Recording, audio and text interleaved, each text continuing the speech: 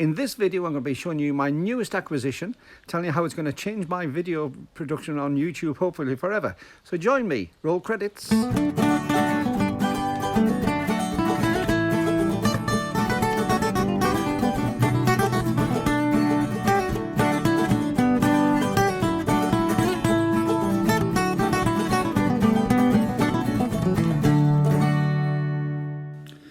Well, hi YouTube, Brian James at Micro Four Thirds Guy with you once again, and you'll notice I haven't been online for a month or so. I've been really busy. I've started to get my musical career back on route again, and I've been doing bits and pieces, but one of the things I have been doing is trying to work out where we go with this channel and what I do with it. Now, I have a ball because, as you know, it centres around Micro Four Thirds cameras. I've recently been to Cyprus, taken my EM1 Mark II across there, had a ball with it, did some fantastic shots, thoroughly enjoyed using it, and thoroughly enjoyed using the lenses that I have. But I've been doing this channel for about a year now, and I've realised that there's only so much you can say about a format of camera. You can report on new models coming out, but in actual fact, it doesn't take a great deal more to reflect on what a new model is compared to the old ones. A few comparisons. But in essence, you get to the point where you've said most of the things that you want to say about this camera format and how you get on with it. And this is the case where I'm at the moment. I'm starting to lose some of the inspiration as to make videos because most of the ground I've covered. And a lot of the ground which I am covering are nothing to do with Micro Four Thirds cameras. They're to do with photography in general. And that could apply whether it's Canon, Nikon, Fuji, any of the cameras out there. The basic techniques are all the same. But what I did realise that the films that I was doing weren't what I started out doing. I started out going into doing Hadrian's Wall videos. I started out doing things like wandering along some of the viaducts and the historical areas around where I am. And I've lost some of the fun for me from doing that.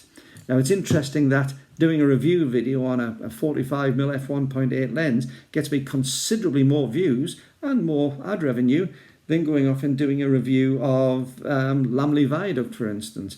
On some of the review videos, I could be getting 10,000 views very, very easily. On the Lamley Viaduct, I might be getting 600 views.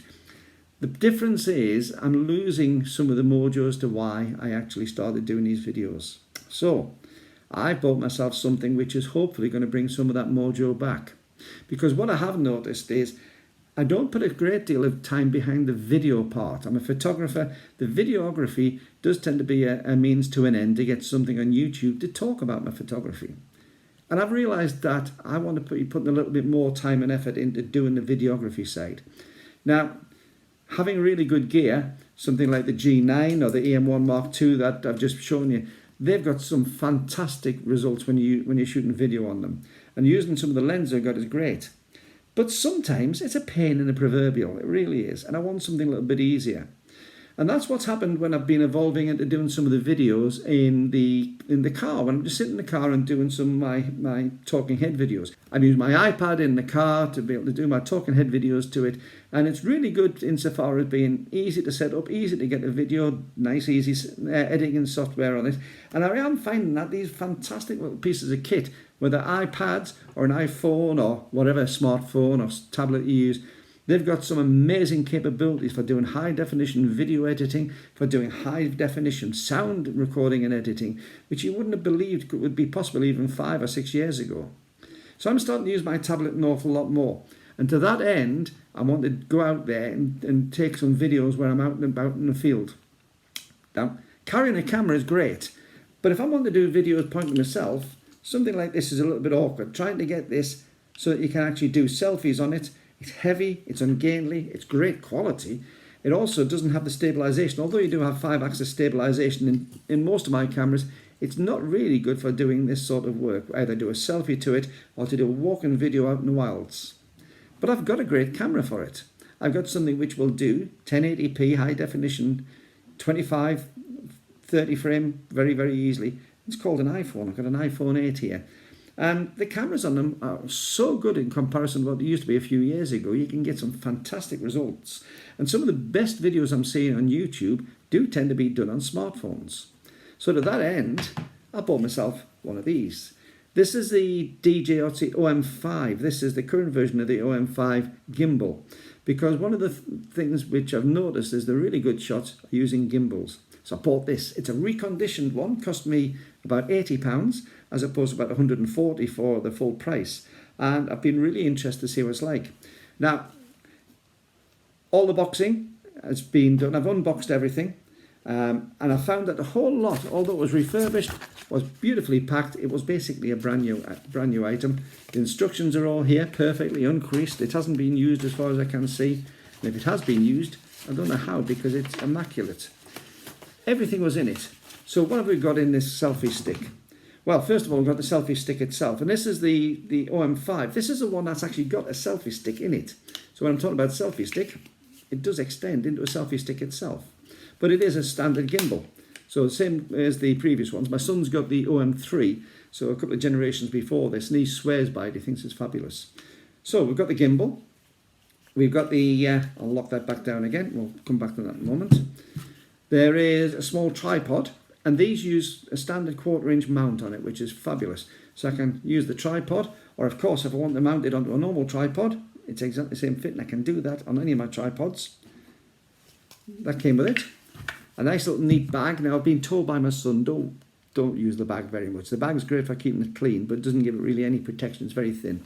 So my next acquisition is going to be a semi-rigid case for it. My son's got one. Nice, neat, really keeps it safe, well padded. So that's going to be my next acquisition.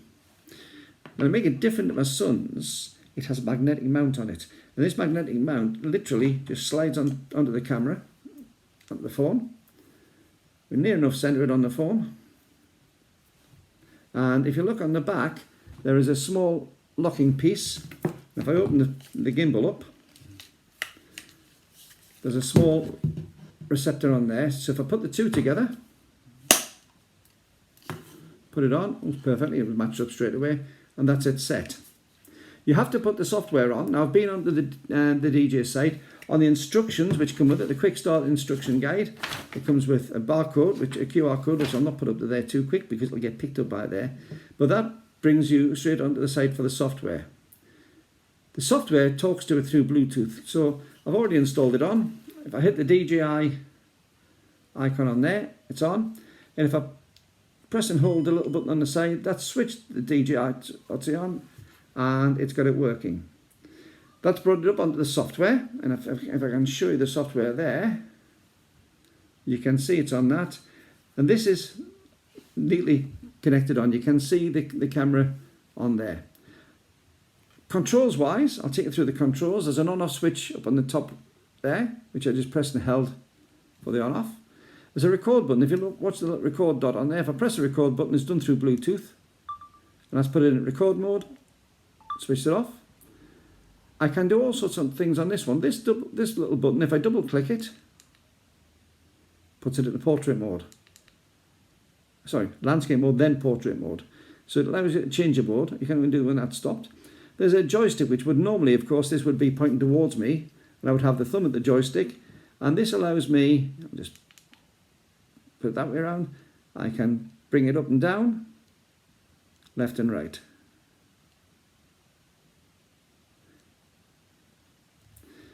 Also, if I can bring this on so that I can see a face, there's my face on there. If I double click the trigger, or if I click the trigger once,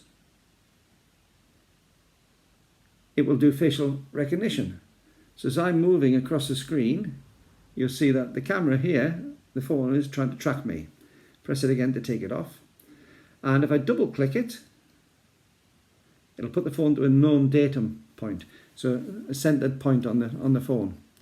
I found it really useful up to now. If I do the slider on this side, we've got it on the normal rear camera. I'll just bring it back down onto so you can see my face on the screen. You're seeing my face on the iPad reflected in there. So what you're actually seeing is the iPad which is coming off this camera here. So if I, on the thumb there's a zoom facility. See all my nasal hair. Only works on this particular phone on the rear camera, not the front one. So if I put it onto selfie mode, I can't do anything on that one. Let's just do that. Press once for selfie mode. And now you can see the front camera, so you can see the iPad that we've just been looking at. And as I say, if I try zooming, I get nothing out of that one.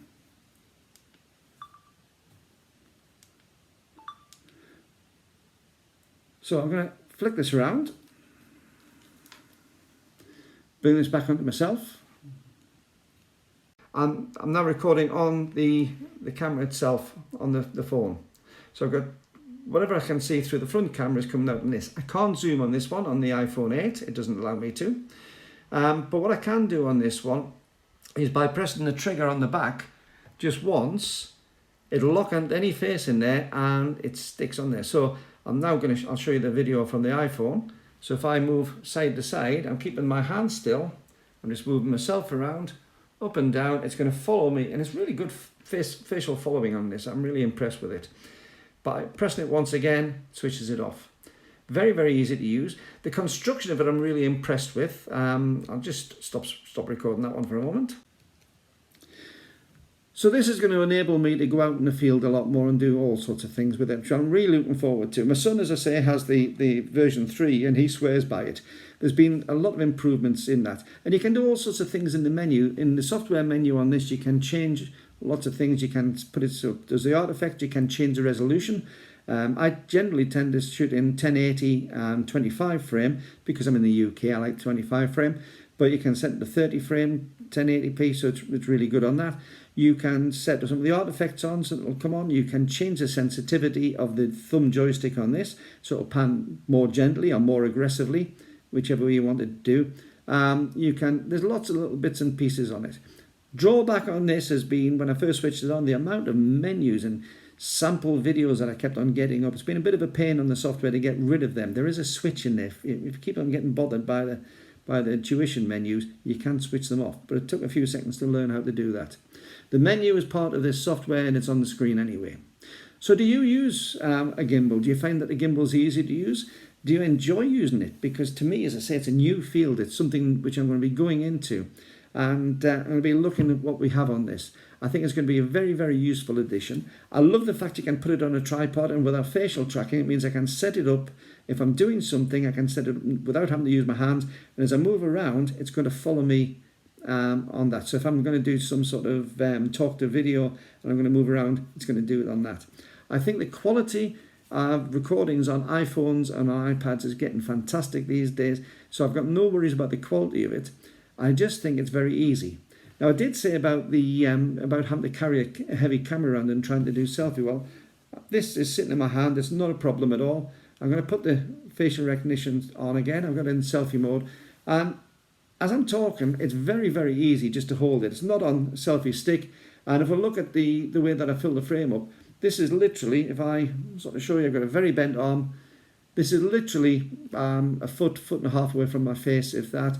I can use my body to brace. It's a good filling of the frame. If I do want to have it so that I can see more through it, then I can extend it out. But I think this is going to be a really useful thing, and I could probably carry this around for an awful long time and walk for quite a distance with it. And very, very simple. All I have to do to get it on the front view, all I have to do is switch the record off, hit the button, and then switch it back on again, and that gives me my front view on this. And again, if I pull this, it does have the facial recognition on there. So if I'm following someone else on it, or if I'm just following myself and I'm in front, then I've got the ability to have this set up even better. And it means I can even zoom in and still track, by using my rear camera, the face on that. So do you use one of these cameras? Do you use one of these gimbals? Have you used your mobile phone for any videos? And do you enjoy using it? Let me know in the comments below. I'm just going to switch this one off record and switch it off by pressing the button in and holding it. That's it off. If you do use one, please leave a comment below. I'm very, very interested because to me this is a new field and I'm really enthusiastic about trying to get it used. If you do, if you like it, let me know. If you don't like it, let me know what for. Do you have this version or an earlier version? And do you use it often? Is it something which has become part of your normal daily use? Now, if you have enjoyed this video, don't forget there's a subscribe button below as usual. Hit the subscribe and that will put it up. It costs you nothing. It doesn't cost you a penny to subscribe, but it puts it up on your timeline every time I release a new video. Don't forget to give me a big thumbs up because that gets YouTube's algorithm so that more and more people will see these videos, which is very useful for me. And also, Don't forget, if you do want to keep the channel going, there's a little PayPal link. It helps to pay for things like the gimbal. There's a PayPal link below. Everything you can do, it really is appreciated. But until the next time, keep on taking your camera out, keep on taking your photographs. If you take a gimbal, keep on enjoying that. But most of all, have fun. See you the next time. Bye-bye.